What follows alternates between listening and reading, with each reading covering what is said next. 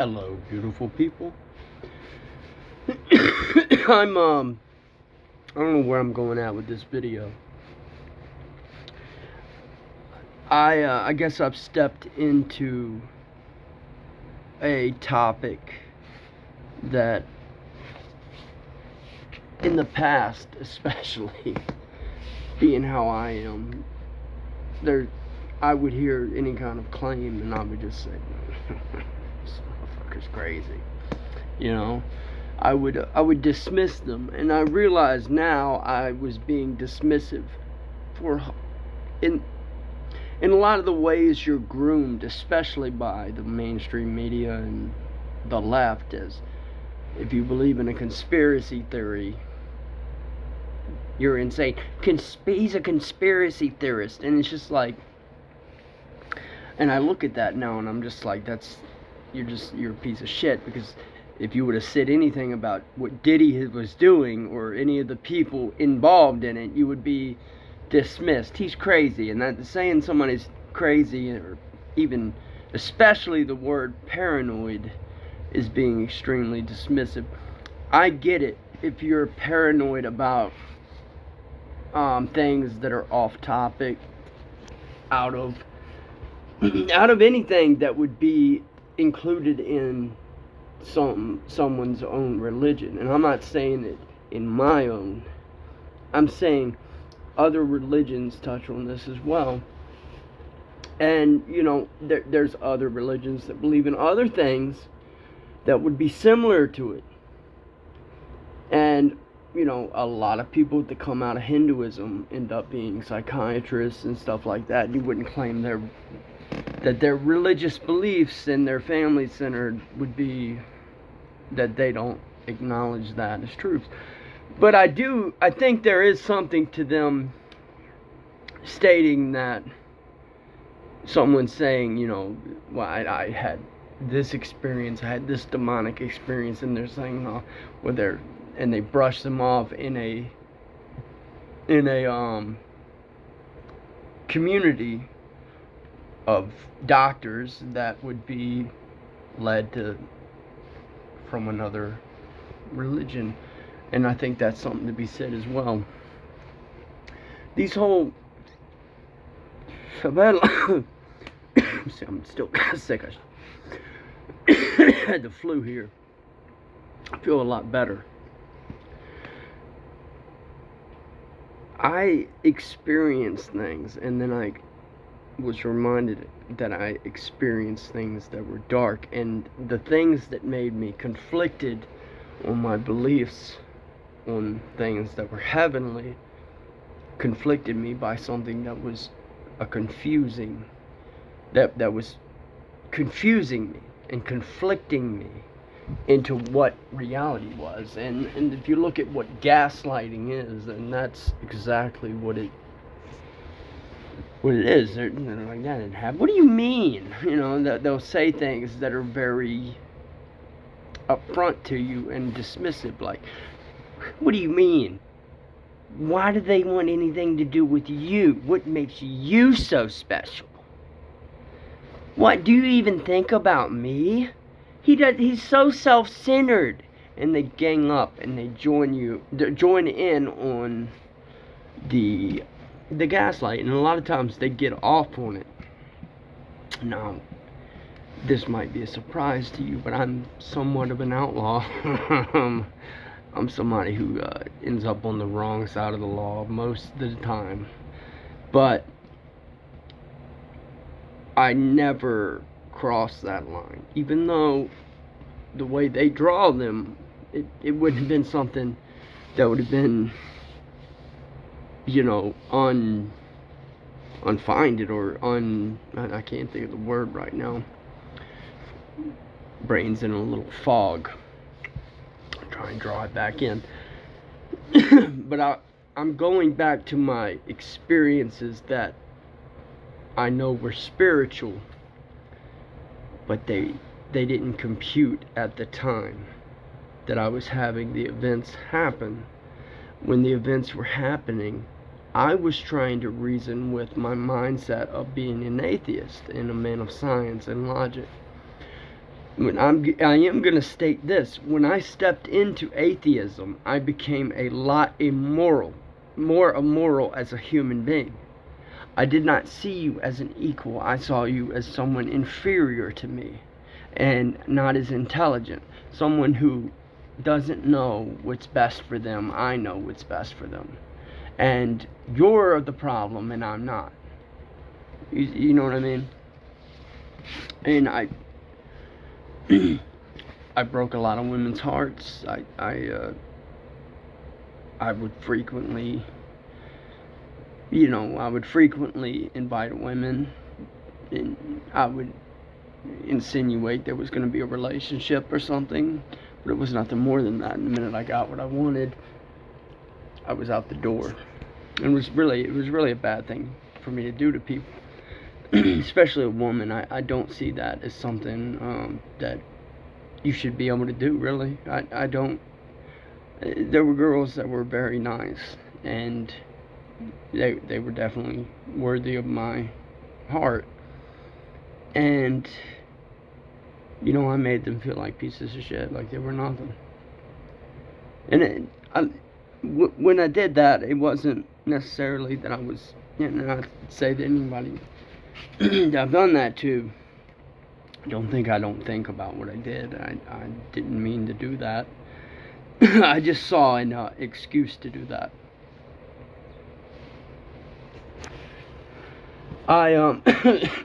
Even with my marriage, I never pressed it, even though it definitely exists now. And I really wish I would have been the man that I am now back then. But I was pushed in that direction to be so reckless and uncaring, unremorseful, unthinking. It benefited me to be able to say, well, I didn't know I was doing anything wrong. I didn't know. You shouldn't think that way. I didn't mean it like that. Even if that is true, that still doesn't overlook the fact that what I was doing was wrong. I guess this video will be on the morality of all of these different sociopathic, narcissistic individuals, in which I will attest, yes, a lot of my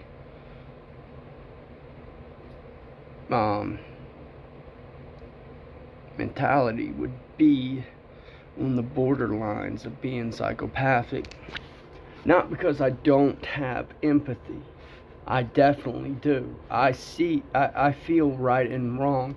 It's just sometimes if I'm given that excuse to cross it, and I have that moral exception, that I'm just like, okay, well, it's what everybody does. I'm not doing anything wrong. And I get that pass, I easily can do it and shut off the emotion. Like that. Coming back to something like the experiences I had with God, I felt love, and I was given that ability to have emotions that made me empathetic, and it made me feel someone else's pain. Do you want to drink while I do this? So I ended up, the minute I got that love response, I ended up having these emotions and feelings of experiencing each person that I hurt. And in particularly, my wife's twin, in which I felt I pushed her in, and I know that God made me experience her pain. He said, you did that. Because she saw me as someone, that was what she wanted. I was her boyfriend, you know, that she really wanted. She always wanted my love. But I pushed her away from it. I used her.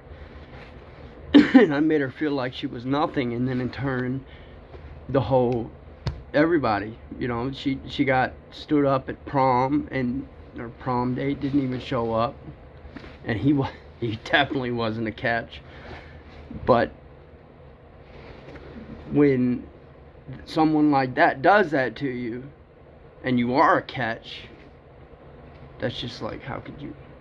Because that's what instilled in me. I was like, well, she's perfect. She was really nice. She was really exceptional. She's a better person than my wife. But, you know, I did that, and when you do that, what does the tribe do? What does that do with the community? I'm like, oh, you're nothing now. You're nothing now, because that's how he treated you. And you're going to be treated like that because that's how you take it. And I really dug deep into that. That rabbit hole of, look at what I've done to people. I've done that to multiple people. I've been a very cold-hearted, cruel individual. And in turn, sometimes it can make you that person, to where you're like, you're projecting what happened to you on everyone else. And I think that's kind of what happened to me, and it is. In my childhood, I never even spoke about it with my wife.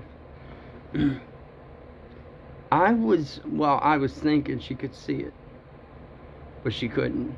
I was thinking she could be like, well, this is why I'm like I am, and this is why I do that towards them. This is why. And I never really spoke up on it, because I'm not wanting to be like, I need attention, crybaby.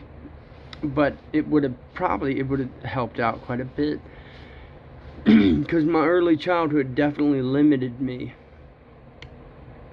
from being open and being the person. Like now, I'm honest about it, because I've had fights. I've trained my son to be a vicious fighter. I'm somebody that'll fuck you up. For real, I will fuck you up. But with that being said, I'm actually a very sensitive person, a very caring person, a very romantic person, and an extremely passionate person. When I was in my marriage, I never displayed that. I thought it was weakness, because that's part of my being raised, was if I ever showed any of that, like, it wasn't given back to me. My dad was he could be emotional, but at the same time, he just let shit happen. He never stood up. And I resented him for that. He was a good dad. He was a great guy. But he didn't have much. He didn't give. And I started to really, in turn, become that person. Does that make sense? I don't know if I'm just mumbling shit right now. Real talk. I'm just I'm a deep thinker a lot of times, especially when I drink. I think about things that and when I do, I hope it molds me into a better person.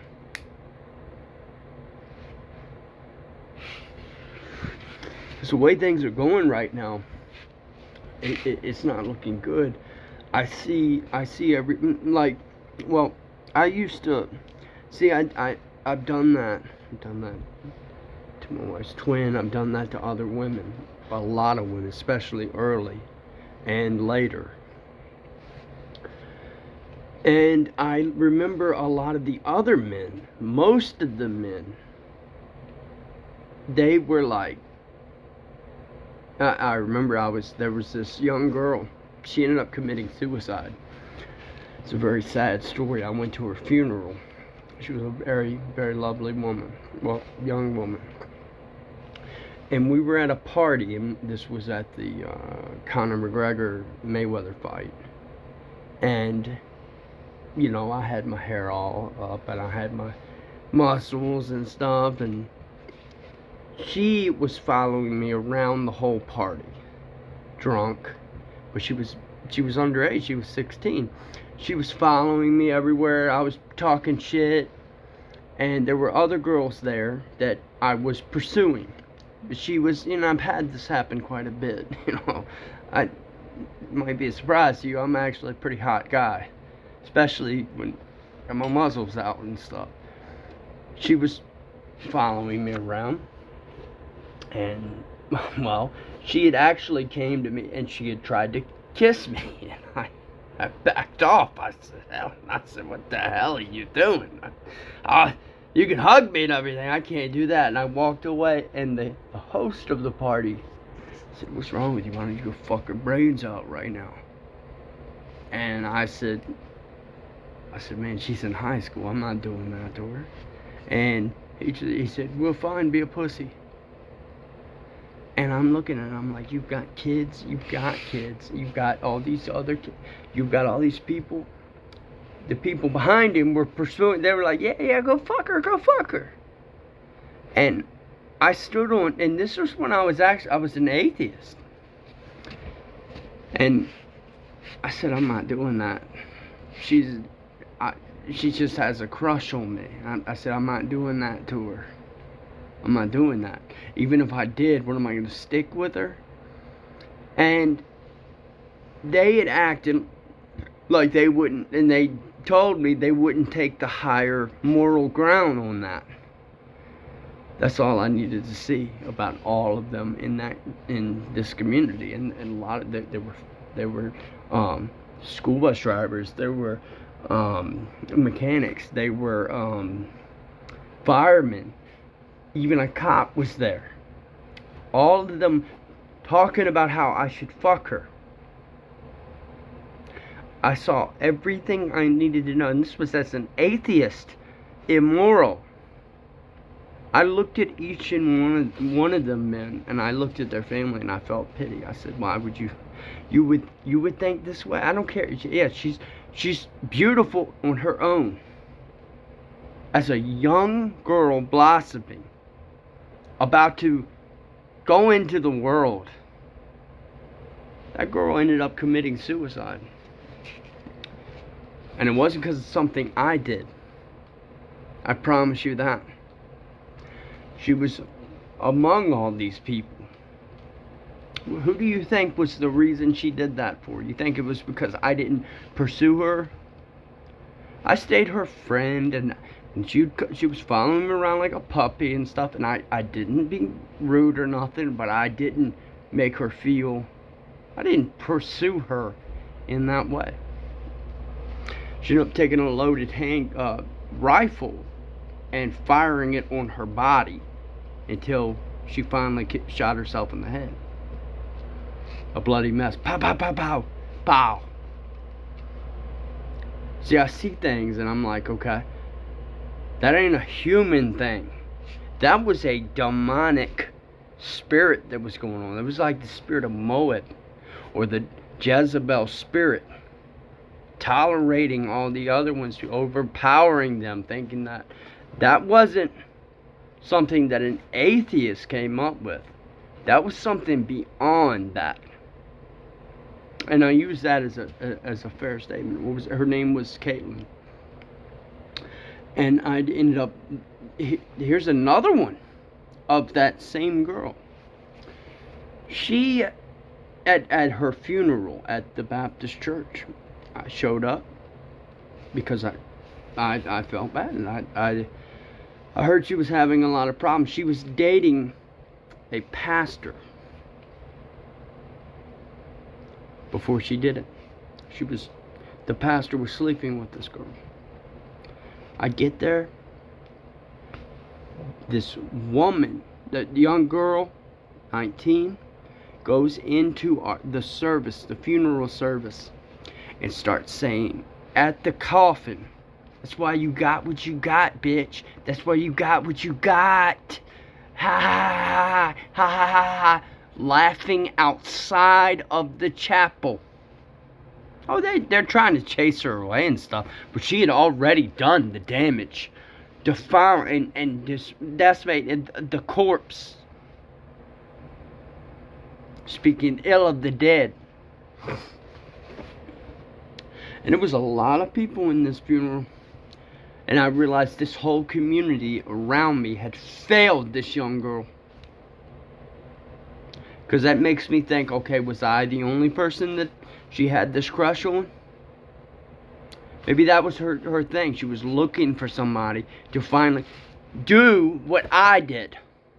And say, no, that is wrong. But they didn't. That's just a little food for thought. But I don't know. I'm just a lunatic that would, that would say that is a depravity, that would be something in line with something demonic.